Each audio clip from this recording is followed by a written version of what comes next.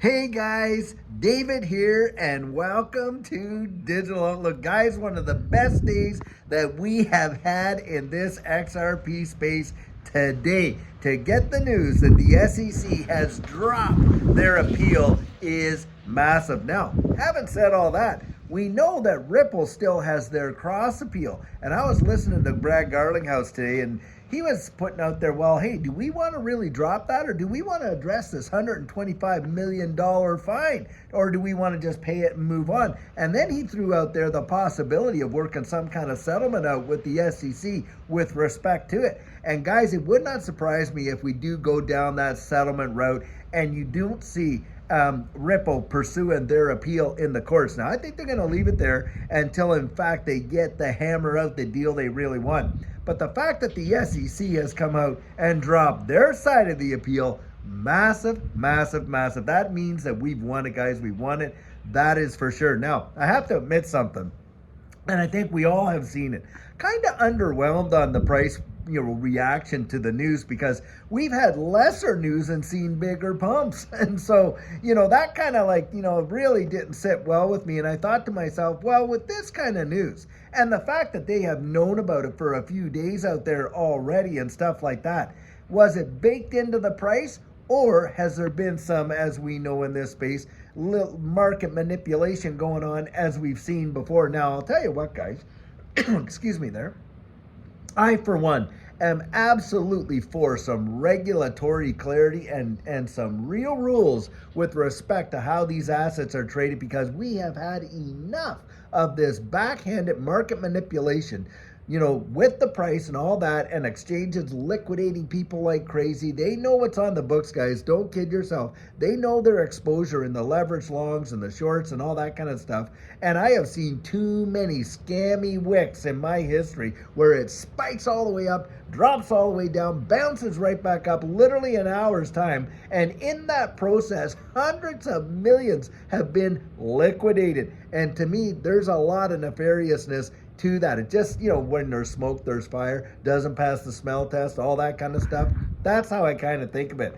But needless to say, my confidence in what's going to happen with our economies in this, and how digital asset space, excuse me again, this distributed ledger technology is going to play such a major pivotal role. That level of confidence hasn't diminished one little iota. In fact, it's just expanded. And do I believe that this news with Ripple coming out and this whole case being put down and stuff like that, especially right now that we're having this digital summit there, I think is massively news, or massive news, and I do believe it was strategically planned. And by the way, it's my understanding that Trump is going to actually speak at this digital summit here. And I'm really interested to see what he is going to say and what's on the back burner. One of the things that they have been pushing for is major tax reform. And of course, they're talking about no tax on Social Security recipients, no tax on tips, no tax on this and that. And one of the things that they have bandied about, of course, is they're wanting America to be the crypto capital of the world, and he has talked about no capital gains on these digital assets that are made and promoted right here in the USA. And boy, oh boy, would that be, I think that would really send this whole space, not just XRP, of course, but practically every digital asset that is, produced and registered right here in the United States, boom, that would just fly it off. Guys, I am really hoping we get some kind of news like that. Either that it's a complete no tax, or that they actually have a reduced capital gain when it comes to these digital assets. That in and of itself would be absolutely fantastic as well. But guys, you cannot diminish the impact of this news of what we're seeing now. We have called this for a long time, saying that, hey, listen, we're watching all these cases drop one by one by one by one. And we had heard rumors, Eleanor Terrick had come out there, talked about how she had two credible sources that were telling her the case is all but over. And my guess is she was right on the money, and it was a matter of time for that information to get produced. And they passed the baton over to Brad Garlinghouse and gave him the honor of letting letting the wide world know. And so, guys, for you and I that were able to stick together and hold on to into this space, this ecosystem, this XRP ecosystem, to me, we have really earned our stripes because we went through it all. I mean, for those that actually got in while the actual lawsuit was going on, wow, the risk that you took. When Judy and I got in, there was not even a case, and it happened to us. Now, we endured through it, accumulated through it, and all that kind of stuff. But for those that actually were in the mix and bought for the first time their XRP while under the canopy of that lawsuit and all the threat that it represented, I'll tell you what,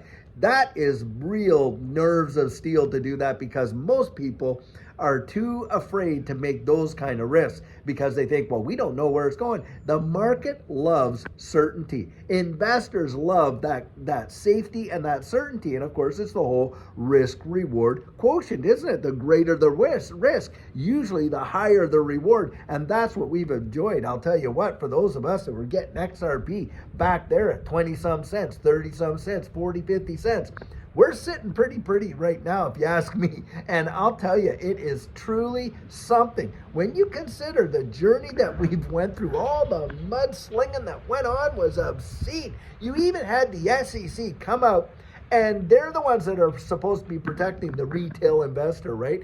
And their statement at the time was, well, hey, why do these guys need John Deaton? Because remember, John Deaton, he went in and he took that amicus curiae position and really argued for us. And boy, I'll tell you, that guy needs an award practically, if you ask me.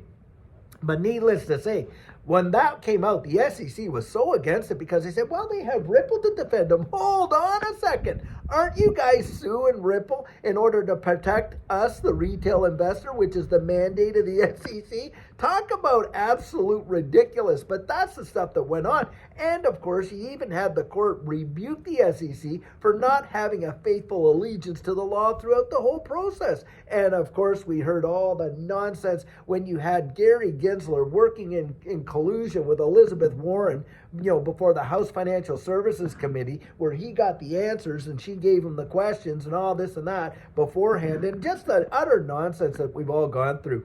I'll tell you guys, and I was listening to Digital Asset Investor later on in the afternoon here, and he was saying, I know a lot of people out there, they feel like they're jumping up and down, right? Because they're so excited and happy. But for him, he said he almost broke down and cried because, of course, the emotional toll. And by the way, for those that have, been in this space for a long time before the lawsuit late, I'll tell you what, DAI, and I would throw Brad Kimes in there, those guys deserve their kudos, because I'll tell you, DAI and Brad Kimes, they dug up some information. I mean, that guy's mind is just amazing, the mind of an elephant, memory.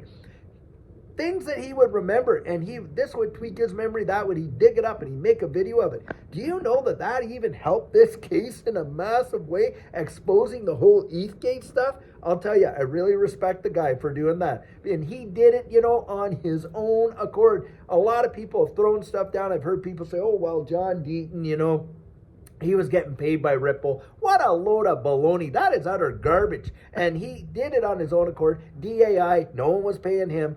A lot of the people in this space, people have accused Judy and I that we're getting paid by Ripple. Not on your life. We haven't received one dime from anybody to talk about XRP and the way in which we've done it. We've done it because we believe it, guys. And DAI and Brad Kimes and different people in this space, Zach Rector and various people, Mikkel, of course, and all kinds of other ones and things like that. And if I miss some of the really amazing influence, there's a lot of great guys out there. Guys, we do this because we believe in what we're saying. For a majority of us that have been here, we're doing it because we believe it. And we're hoping that we can get the message out. Don't let yourself get duped by the nonsense. And if XRP was a nothing burger, if it was just going to die on its own, it's a dead stone, it's just going to drop, blah, blah, blah, then why FUD it to the degree that these guys have? Because, guys, they know what it is. They know what it can do. They know where it can go. And they know that it has the potential to literally take the top spot in this entire digital asset space. And it has done it before. In fact, in 2018, XRP unseated Bitcoin and Ethereum and did for a time take that #1 spot. And do I believe that it has the potential to do that again? Yes, guys, I do. For market capitalization, I believe that XRP has the potential to do that. Of course, we're not talking dollars and price, but ROI. One guy got on the channel there and he was saying, well, you know, for all the good things that has happened for XRP, Bitcoin's still like, what, over 80,000 and XRP's only just over $2. I had to laugh because I said, hey, if Bitcoin goes to $160,000, that's a 100% return. Not bad. And then, by the way, I'm not even against Bitcoin. But if XRP just gets to $10, that's a 500% return. Guys, think about this.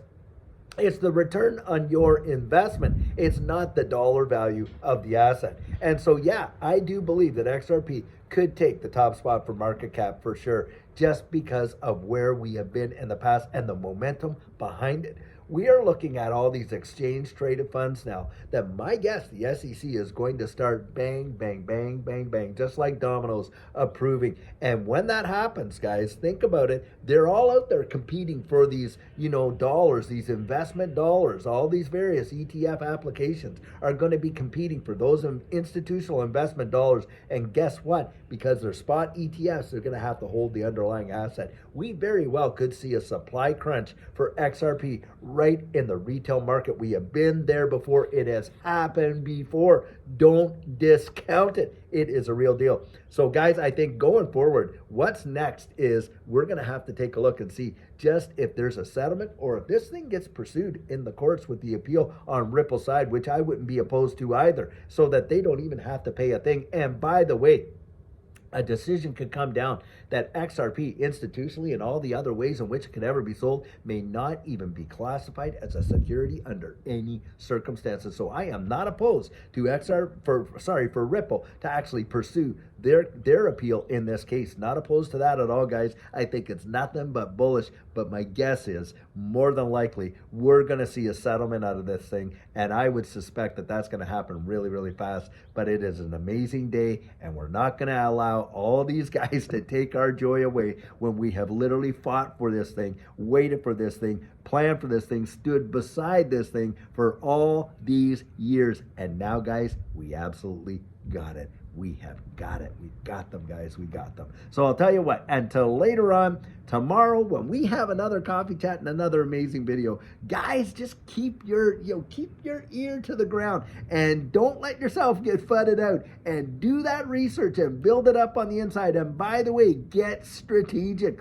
If you're interested in actually working out a strategic plan so that you don't have to actually go out there, and when this thing moves, guys, I have watched it move like absolutely bang, bang, bang, and I'll tell you, you won't even have time to digest it. One of the best things that you're ever going to do for yourself is to get strategic and your plan in place before it happens. If you're interested in doing that and working with me one-on-one, guys, we have our coaching calendar right there at thedigital.outlook.com. You can go out there, get yourself on the calendar. My availability is there, and that's where you and I get to meet one-on-one, you know, for that hour over Zoom, talking about what's going on, talking about the strategic plan that you can get in place, working with you to develop your exit strategy right there. And on top of that, a multiplicity of other techniques and how Judy and I saw some amazing success and all of that kind of stuff. And if you want to do that, guys, reach out to me. Go to thedigital.outlook.com, get yourself on the calendar. But I'll tell you what, guys, cannot wait to see what's going to be happening real soon in this space. I think a great day is on its way. And so until tomorrow, guys, have an absolutely fabulous one and take care.